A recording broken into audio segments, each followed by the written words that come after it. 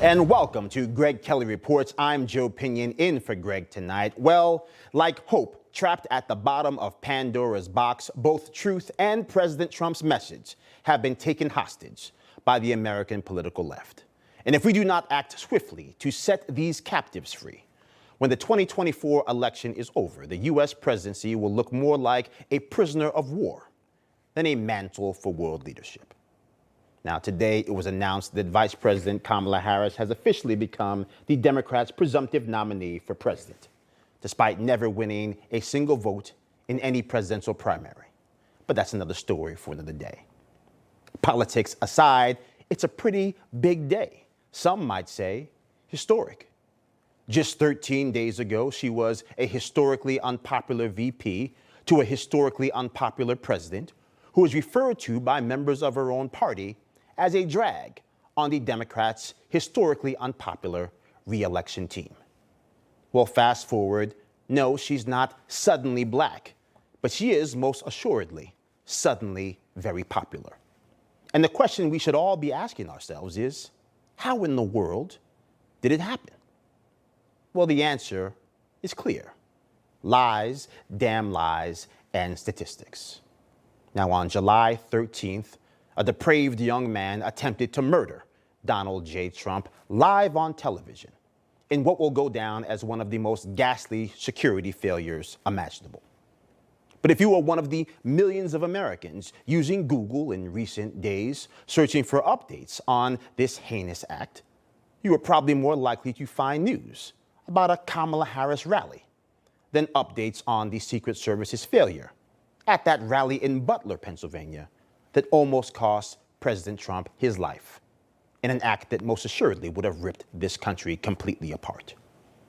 Now, of course, Google has informed us all that it was just an innocent mistake, that in an effort to limit extreme information, their algorithm accidentally suppressed information on one of the most extreme and relevant occurrences in the modern history of politics.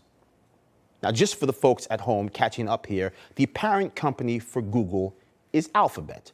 Alphabet has a market cap of $2 trillion. 56% of all of Google's revenue comes from search. So that math is clearly working for them. But the math in their algorithm that drives that multi-trillion-dollar bottom line, well, apparently it couldn't figure out how to respond to an assassination attempt on the life of the 45th president of these United States. Go figure. Lies, damn lies, and statistics.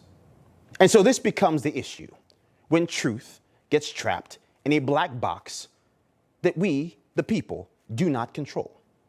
Conservative ideals begin to flounder, and facts end up joining President Trump's vision for America on the media's endangered species list. Never mind that every single major media network covered Joe Biden tasking Kamala Harris with the responsibility of addressing the root causes of illegal immigration, or that she ran for president fully embracing far left-wing ideas like Bernie Sanders' Medicare for all. Facts will not get in the way of building what we should all call the legend of Kamala Harris. Suddenly using shorthand like border czar to refer to this undeniable fact is enough for the mainstream media to deem the entire sentiment untrue. This will be her first visit to the U.S.-Mexico border region since she was appointed as the border czar by President Biden. Kamala Harris, who was appointed as the border czar. There has been so much criticism against Kamala Harris. You know, she was the border czar. People are going to have to counter the misinformation. You already hear folks talking about the border czar. She wasn't the border czar. Folks lying about her border record, calling her a border czar. She's not the administration's border czar. She was never assigned the position of border czar. They're making that up. Words, words, lies, damn lies, and statistics. And suddenly news organizations, they're just scrubbing the internet to remove any reference to Kamala Harris and the border in the same sentence. Go figure. Suddenly, nonprofits like GovTrack.us are deleting their annual reports on her documented liberal record. Go figure. Suddenly, we can't find videos of Kamala Harris refusing to rule out packing the Supreme Court. All while, by the way, her lame duck co-pilot-in-chief, Joe Biden, is actively laying the groundwork for the next Democrat in the Oval Office to do just that. Pack the courts. Lies, damn lies, and statistics. And so it is in this context where facts have been taken prisoner by the very institutions designed and designated to help people find them that we get what we have witnessed over the last 13 days in the rise of the legend of Kamala Harris, a fire hose of left-wing propaganda. Kamala Harris standing there as President of the United States, damn. Like I said, this could be bigger than Obama. Kamala Harris has the energy they know it takes to defeat Donald Trump. A phenomenal candidate, a ton of energy. She had this great speech where she was talking about all these different things. We have an incredible candidate that I know Kamala Harris is. She's going to win this. Go take a look at what his buddies and all his former staff wrote. That is, hold on, I'm going to repeat it. These are not my words. These are words of this guy in the front row. That's some scary right there. The man who would be Kamala Harris's vice presidential choice, the governor of Pennsylvania. I do agree with one thing. What the left has done is a little scary. Nominate a woman without a single vote cast in her name, engage the media to rewrite history and pretend the past that she actually authored herself never happened. That's some pretty damn scary stuff. And so how do we fight back? How does hope and truth escape this left-wing gaggle of lies that has left truth behind? Well, crazy as it sounds, the answer may lie with the platform formerly known as Twitter. I can't even believe I'm saying this. It might be the return of the mean tweets, courtesy of Elon Musk's platform, X. You see, quietly as it's kept, Twitter helped deliver President Trump the presidency in 2016. With one tweet at 1 p.m. or 1 a.m., he could disrupt an entire news cycle. One angry tweet could awaken world leaders in a cold sweat in the middle of the night. Now, clearly, President Trump has launched Truth Social since then, his last ban from social media landscapes in 2021, highlighting the need for standalone platforms that protect the political speech of all Americans across the political spectrum.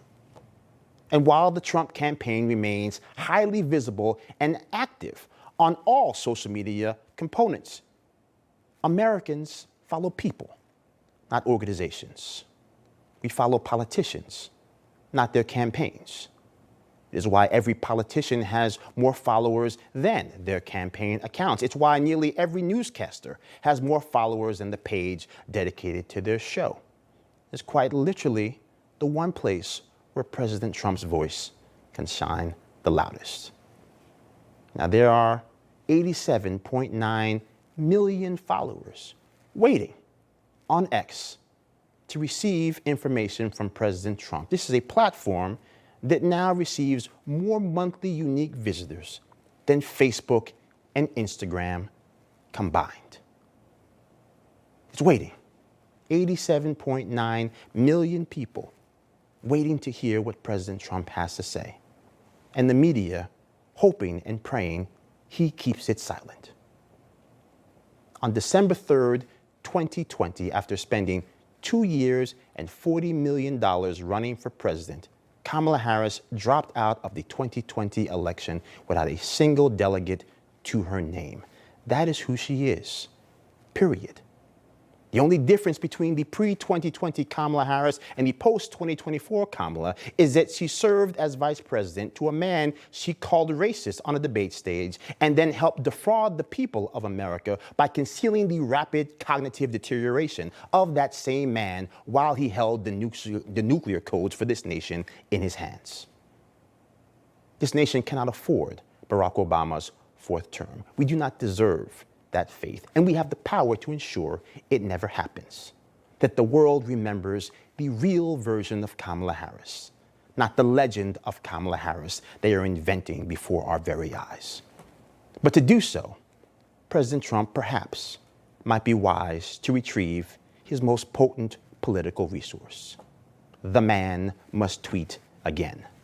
And this country and the election, well, they will most surely follow.